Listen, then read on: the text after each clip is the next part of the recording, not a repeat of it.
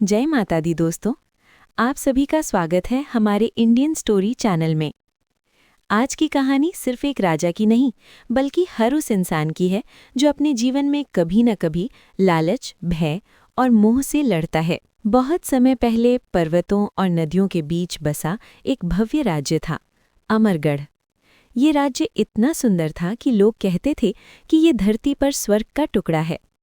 हरे भरे खेत, स्वच्छ नदियां और खुशहाल प्रजा।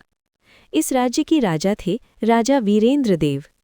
वे अपनी न्याय, दया और धर्म के लिए प्रसिद्ध थे। हर सुबह वे दरबार लगाते और खुद लोगों की समस्याएं सुनते। कोई भूखा नहीं सोता था, कोई अन्याय नहीं सहता था। लेकिन समय हमेशा एक जैसा नहीं रहता। एक दिन दूर देश से एक धनी व्यापारी दरबार में आया। उसने राजा को अद्भुत उपहार दिए, चमकदारे हीरे, दुर्लभ रत्न, सोने से भरे पात्र और कुछ रहस्यमयी वस्तुएं। जब राजा ने उन खजानों को देखा तो उनके मन में एक नया विचार जन्मा। अगर मेरे पास इससे भी ज्यादा हो जाए तो? बस यहीं से बदलाव शुरू हुआ।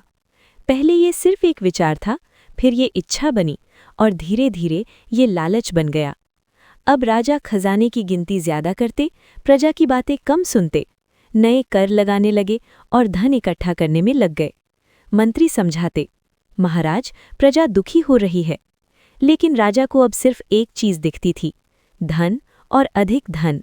एक दिन दरबार में एक अजीब संत आए। उनका वस्त्र साधारण था, लेकिन आंखों में तेज था। उन्होंने आते ही कहा, राजन, धन समुद्र की तरह है, जितना भरोगे उतना खाली लगेगा। राजा नाराज हो गए। तुम कौन हो जो मुझे उपदेश देते हो? संत मुस्कुराए, मैं वो हूं जो तुम्हें तुम्हारा असली चेहरा दिखाने आया हूं। संत ने एक छोटा सा काला पात्र निकाला और बोले, इसमें अग्नि जलाओ और 3 दिन तक इसे बुझने मत देना। लेकिन शर्त यह है, तुम्हें अपने मन को नियंत्रित करना होगा।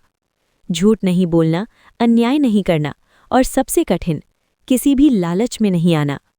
राजा हंस पड़े, बस इतना? ये तो आसान है। राजा ने उसी समय उस पात्र में अग्नि जलाई। जैसे ही अग्नि जली, एक अजीब सी शांति पूरे कक्ष में फैल गई, लेकिन साथ ही कुछ अनजाना भय भी। रात गहराई। अचानक महल की दीवारें कांपने लगी, हवा तेज चलने लगी और आवाजें आने लगी। सब खत्म हो जाएगा। एक सैनिक भागता हुआ आया, महाराज, दुश्मन सेना आ गई है। राजा का दिल जोर से धड़कने लगा। अगर युद्ध हुआ तो?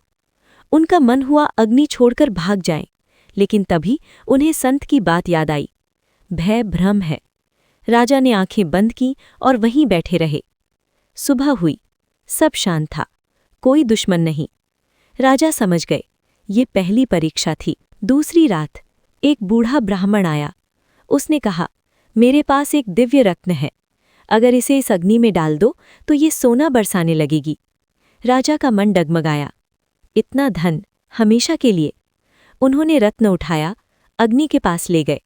तभी अग्नि की लौ कांपने लगी, कमरा अंधेरा हो गया। एक आवाज आई, लालच विनाश की शुरुआत है। राजा का हाथ रुक गया।